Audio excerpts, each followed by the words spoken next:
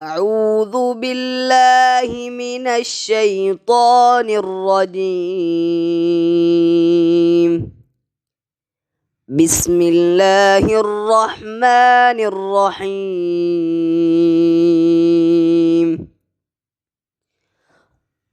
قل أعوذ برب الناس،